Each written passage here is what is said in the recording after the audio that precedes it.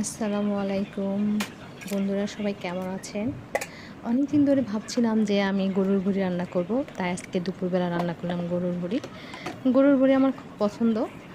গরুর ভুঁড়ির কথা শুনলে আমি ২ প্লেট ভাত একটু বেশিই খাই। তাই আপনাদের কার গরুর ভুঁড়ি পছন্দ? যারা এখনও গরুর ভুঁড়ি রান্না করেননি বাসায়, তারা আমার রেসিপিটা দেখুন এবং বাসায় ট্রাই করুন এবং রান্না করার পরে খেয়ে দেখবেন কেমন হয়েছে।